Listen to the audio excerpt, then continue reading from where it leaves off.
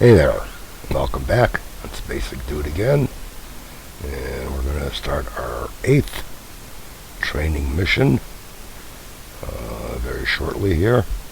Again, you want to get into the routine of checking around. We're first going to check our starboard, then we're going to run to the laboratory, see what's available there. And lo and behold, with the additional Protoss research credits, we've got a choice between Shrike turrets, which is a nice piece of equipment, and the Planetary Fortress, which in my estimate is a nicer piece of equipment. So we're going to go ahead and research that.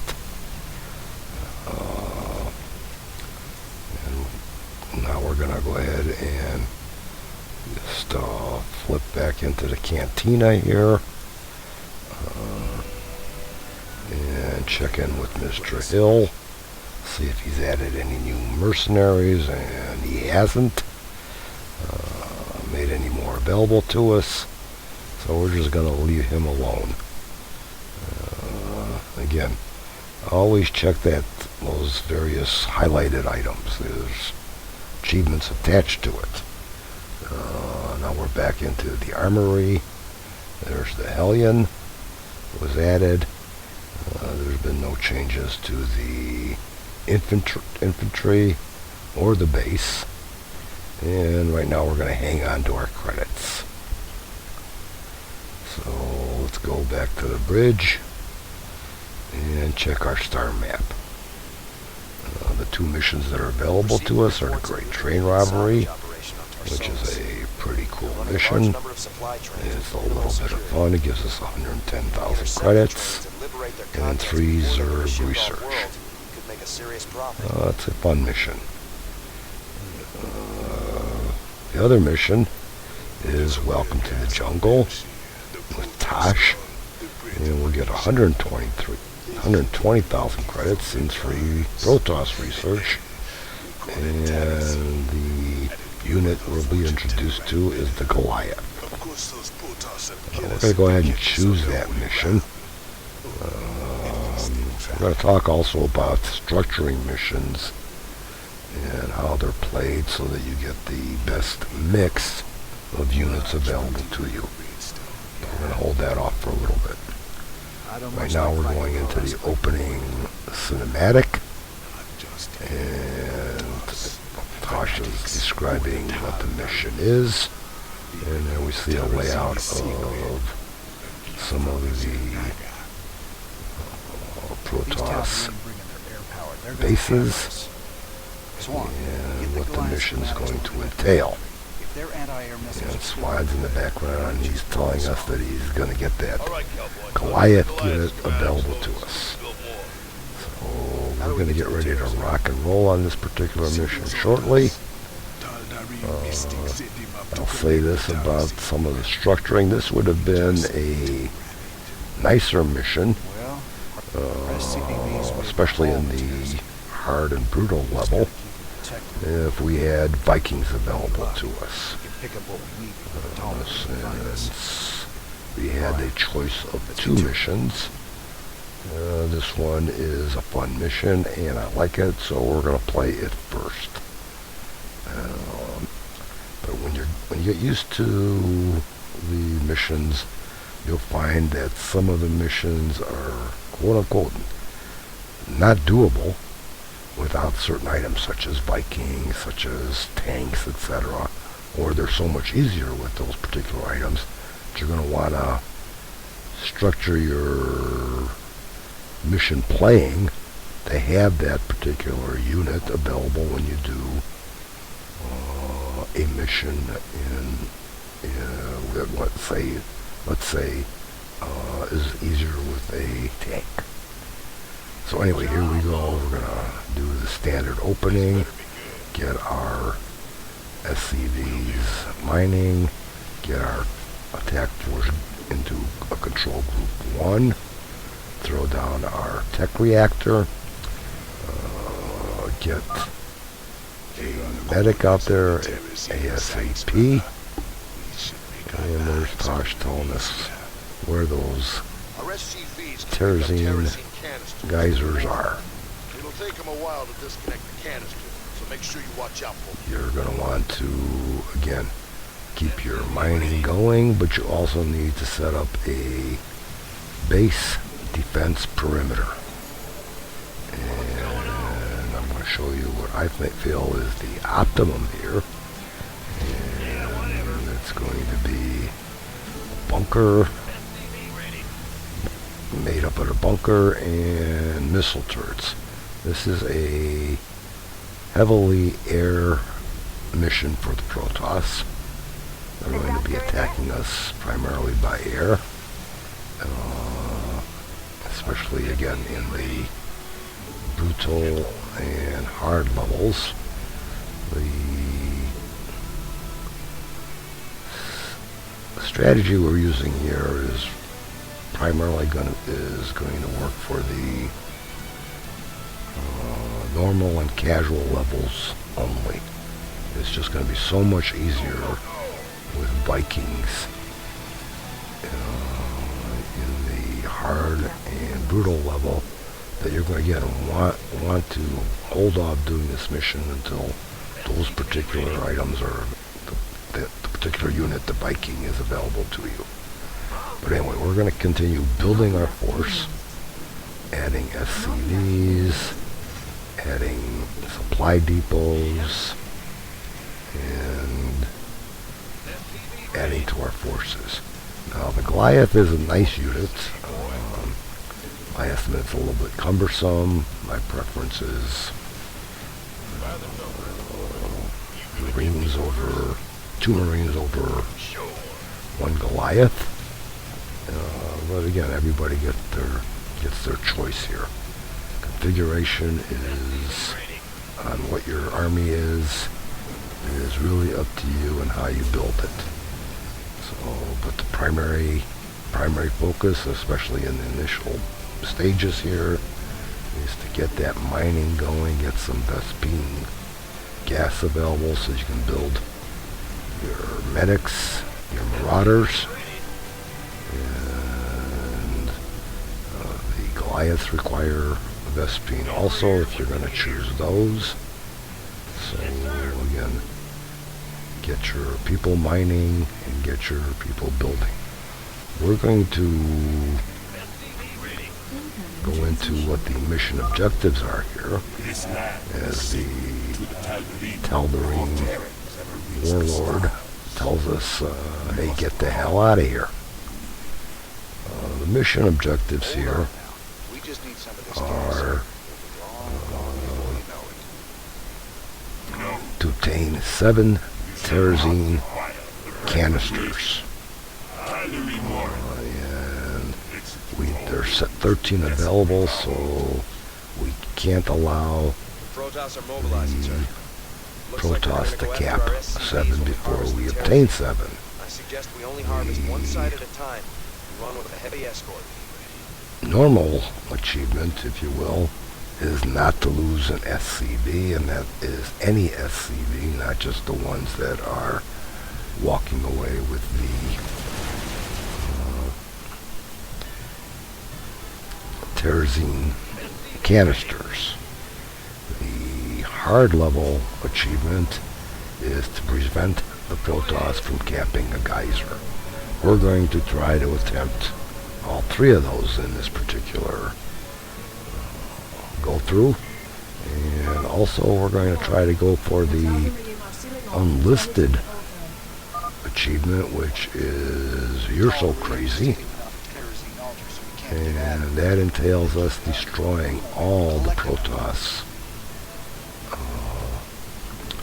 structures, and it's considered a feat of strength achievement. There are 2 other feat of strength achievements. I don't know if I mentioned it when we did Devil's Playground. That one also is a feat of strength, which requires all the Zerg structures to be destroyed, and the other is Piercing of the Shroud. And when we get there, we'll talk about that particular feat of strength. There you see we stopped our first capping attempt by the Protoss. And it wasn't all that difficult. Didn't take any losses, so we're in pretty good shape. Go ahead. Gotcha. We're going to continue mining. We're going to continue building and training units. And if you'll notice, like 2 bunkers in the front of our base, 1 bunker at the rear, supplemented with turrets at all locations. This, I think, is the optimum for base defense. Gives us enough strength and forces to maintain and hold our position and doesn't expose us. We're also going to want to have a minimum of 3 barracks in this particular mission. 1 with a tech reactor for, again, the medics and marauders, and 2 with the reactor, the plane reactor. It's tech lab as opposed to tech reactor. The tech lab for the medic and marauder, and the reactor for building lots of marines. Lots and lots of marines. Just to mention, the marauder's value in this particular mission is that he does not attack air units. And so that really gets him to focus in on destroying the probe, which is doing the capping of the terrazine visor for the Protoss, and also helps eliminate the stalkers, which are pesky for us in terms of they're an additional attacking unit by the Protoss. And we want our Marines to be able to focus on the air units in terms of destroying them. You also want to take as much advantage as you can of the mercenaries available to you. Now we're going into another capping attempt by the Protoss. You see that we've got our forces out there, and they're pretty much taking care of business. At all levels, as the game goes on in time, etc., or as events happen, whether it's capping a visor, finding a relic, going on the attack against the Protoss, the mission gets harder. And the mission gets harder by more units being included in the Protoss forces that you're facing. So keep that in mind. These initial attacks or units are just a Phoenix, a Stalker, and the probe. They'll be supplemented as we go along with a Void Ray and more Stalkers, Zealots, etc. So again, the longer the mission takes, the harder, the more units will be included in the forces of the Protoss. Also in the levels, when you get into the hard and brutal levels, you'll find that the composite includes more Void Rays, plenty of Void Rays, and also a Colossus or 2 will show up, and they'll really tear you a new one. And you'll also see a High Templar, which will shred your units if you're not careful. So again, you're going to face some pretty stiff forces once you get into the hard and brutal level. And again, that level is much better played with Vikings being available to you, as they will do wonders not only against the Air Force of the Protoss, but also against the Colossus. I'll take that Colossus out in a few shots. So here we go. Again, we're still building our force. And there we go, we're building up our third barracks. Now when we go on the attack here, what our strategy is going to be is just north of our base, about one click up, is a Protoss base, which includes minerals and Vespene gas. That'll be our expansion available. So we're going to want to get that in the short term here also. Then we're going to attack into the northwest and northeast. We're going to have to cross a Maginot Line developed by the Protoss, which is just north of that expansion area. Here we go into a area which is attempting to be capped by the Protoss, and we're sending our forces there. We're going to dispatch this particular attempt in the short term also. So again, what we're looking to do, again, just to bring it forth again, is we want to attain that feat of strength, which is destroying all the Protoss structures. So I'm going to avoid capping any or gathering any of the Terrazine and focus on stopping the Protoss from capping and building the army in the meantime. So we're going to go forward, and again we're building our supply depots. We're getting our economy rolling, and we're getting our forces together.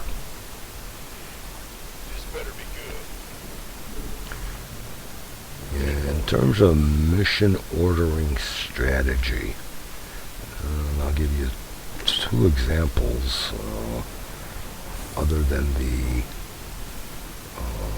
Welcome to the Jungle, which again we talked about, which would be much better played with Vikings available.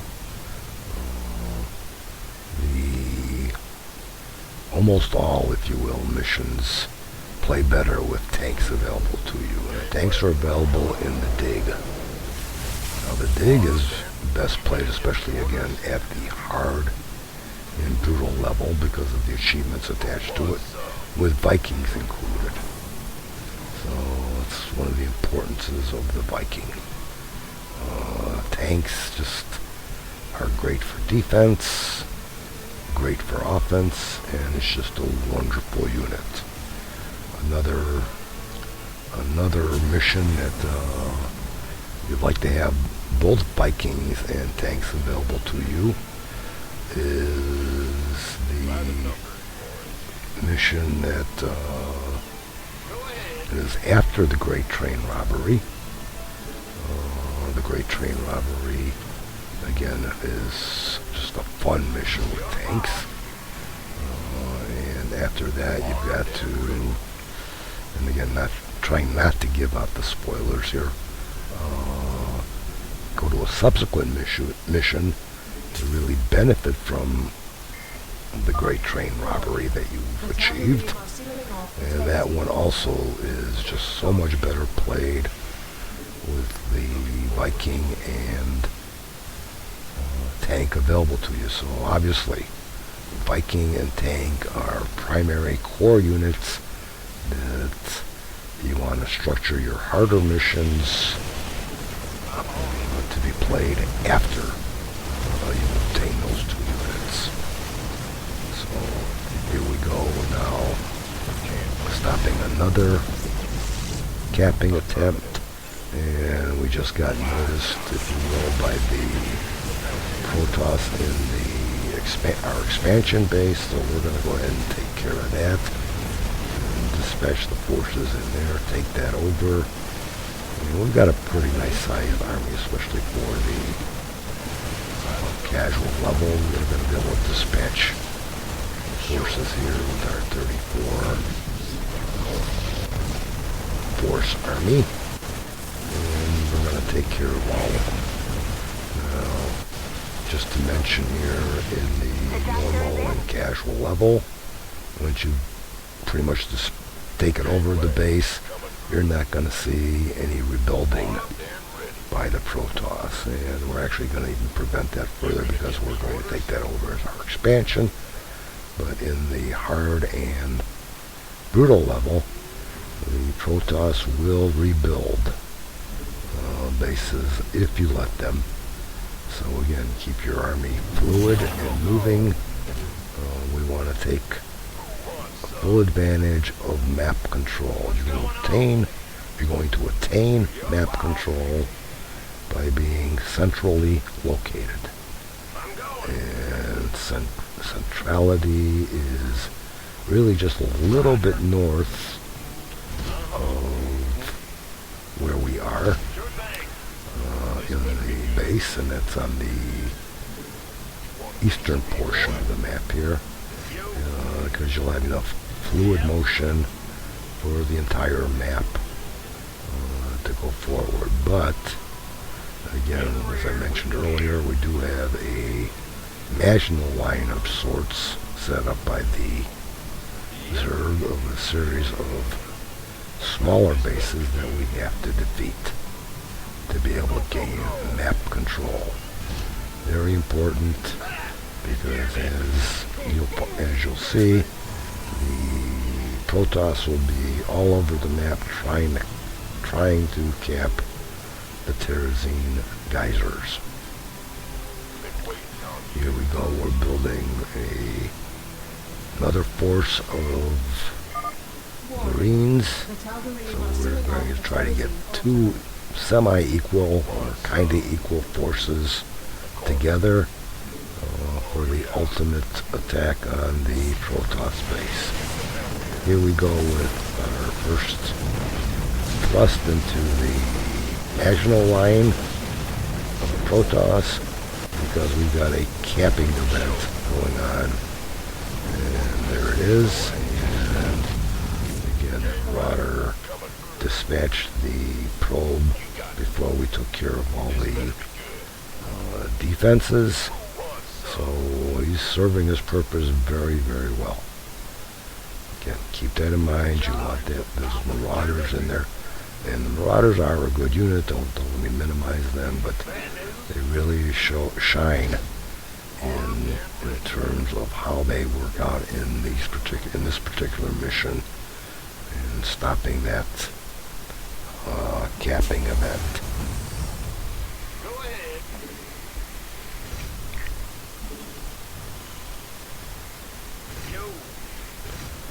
Now again, just to mention again, every time you obtain a relic, stop a Protoss capping event, attack a Protoss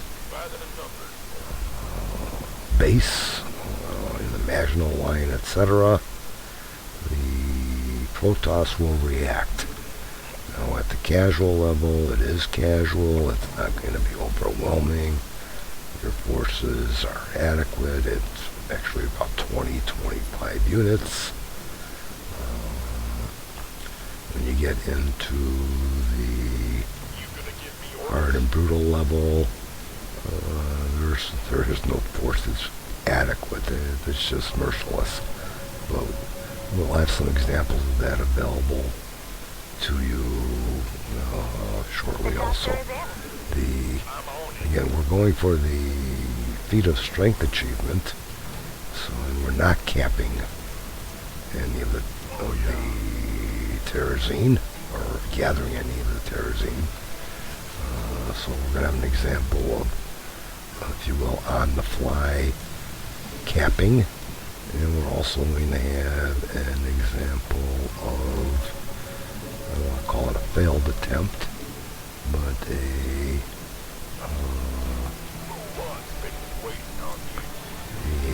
attempt to get the feat of strength at the hard level, which we curtailed in favor of completing the mission. Successfully completing the mission. So we're going to keep that in mind. So as our forces are building here, we're going to take another force out, and you can see our army groups are out there, and we're just about exhausted at our main base, and here we go. The Protoss are capping again in the eastern portion of the map. So we're going to send our forces there. We're going to stop that capping event. We've got a number of events that we have to stop, and again, there's more attempts and more events to stop at every level. So as the levels get harder. So keep these in mind at the casual level.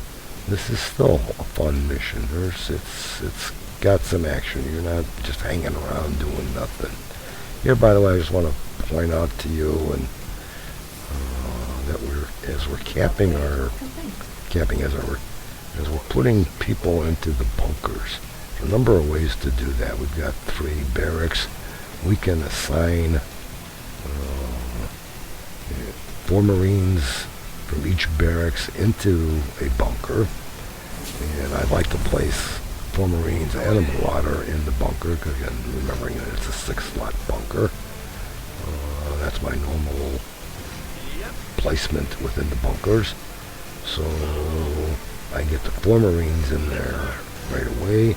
Once that's done, I can go ahead and build 3 Marauders and focus 1 Marauder into each as he's being built, so he'll slide in there without any additional handling by me.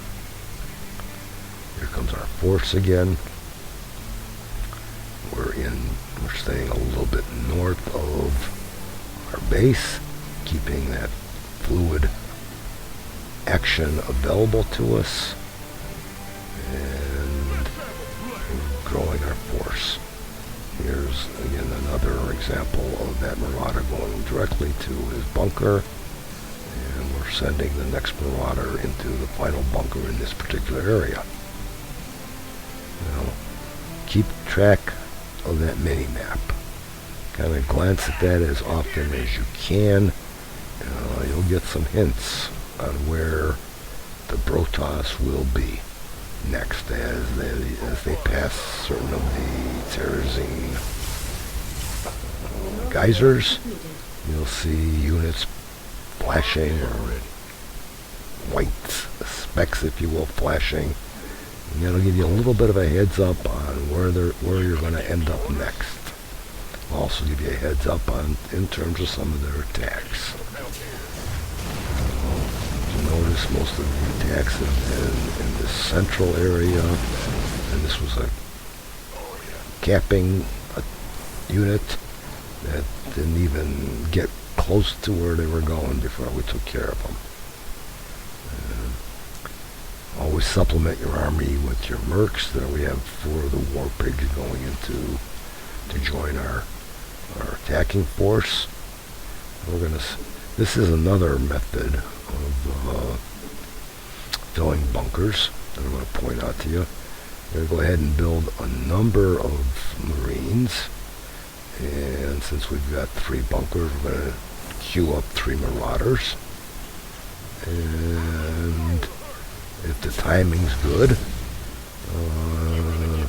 we'll have 4 Marines and 1 Marauder available at the time to fill the bunker as the Marauders get completed, and we can transfer them in. There we go. Transfer them into a bunker. To get into the bunker, you need the move command. To get to the bunker, you will probably want to use the attack 2, and then with the shift key lowered, the move command into the bunker. So again, multiple commands are available. Don't forget your shift key.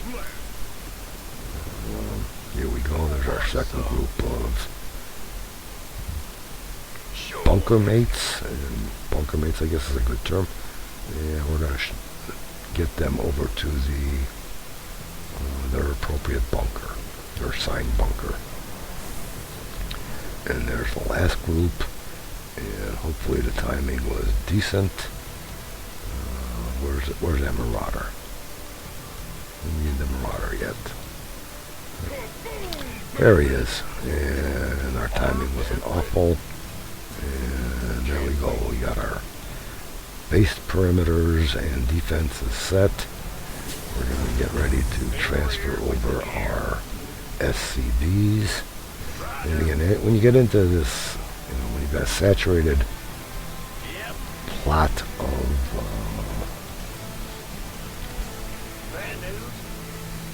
minerals, you're really wasting time with all these SCVs hanging there because only 3 at a time can really effectively mine it, and actually only 2. One can, if you will, dig at the mining. One's in transit and one's in line. So we're going to transfer over enough of the units to start mining at the expansion base. So as soon as you got an expansion base, you want to start transferring some of your SCVs. If you're saturated or overly saturated at any of your other bases. So now we're building up our second force. And in the meantime, with our map control, we're stopping the Protoss from any camping events. And I'm driving us crazy by having to walk around all over the map in a hurried fashion. This is not going to be the way it is in the hard and brutal levels. Map control is quite easy to attain in the normal and definitely in the casual levels. Hard and brutal are exactly what they say. Hard and brutal. You gonna give me orders? Now going to go up into the northwest portion of the map, primarily to obtain the Protoss relic, which is up there in the corner. Yes, sir. And there it is. And that's the second relic. Oh, we got one more. Now that is a blind end corner that we don't need to go into. We triggered the attack by the Protoss that are in that particular base, that National Line base. And again, it's not a substantially defended base. It's got a cannon and a Zealot and a Void Ray. So we take care of it pretty easily. And again, the bases are more stronger in the higher levels. But they're all manageable. Especially with a good sized force like we have now. Going forward, we're continuing on building our unit strength for each of our group armies. We're going to be just about 50-50 here in a second. And we're at reaching our supply cap shortly. So we're really ready to start rocking and rolling and preparing to invade the Zerg bases in the north.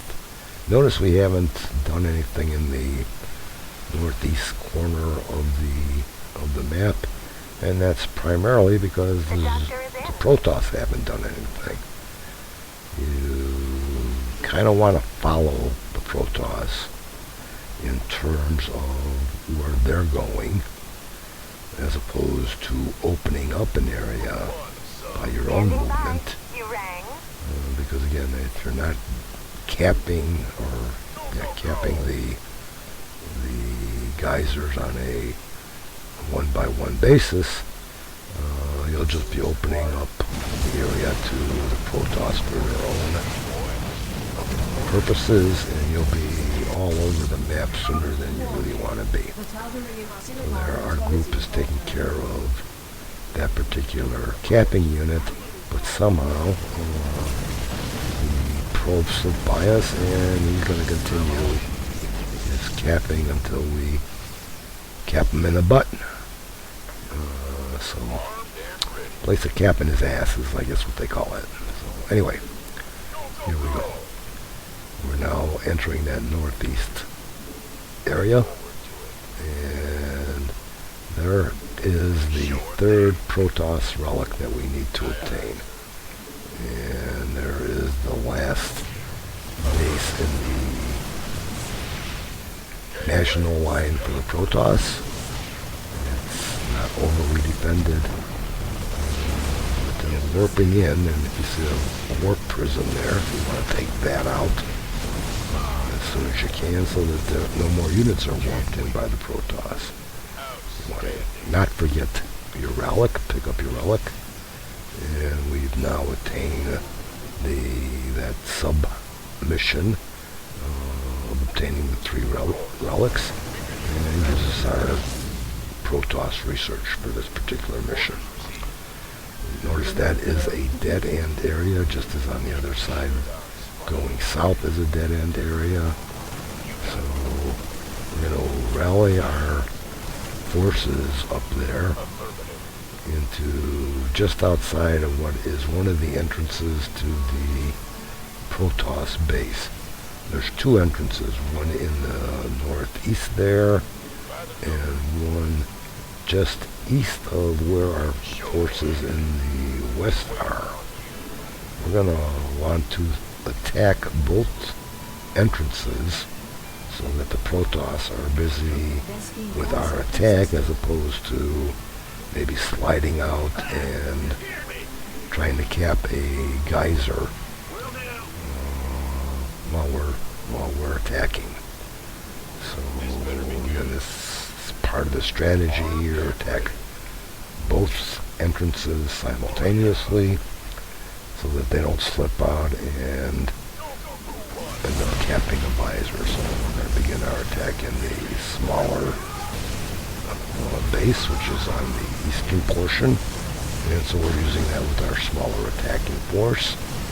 In the west, where you see we sent our troops in to attack, and we'll sustain some initial losses here. Again, we're at the casual level. They won't be severe. We've got quite a significant force, but you'll see the layout of the Protoss base, which again is standard throughout the missions. It's just a matter of how many defenders are there and what they're producing that becomes the variable. We're proceeding quite handily in terms of desecrating the Tal'Darim in their base. And we're going to have this mission done shortly. And we really haven't gathered any of the Terrazine. When you see that Horner come up in the screen and give you the good news that you whooped them. They couldn't stand up to our firepower.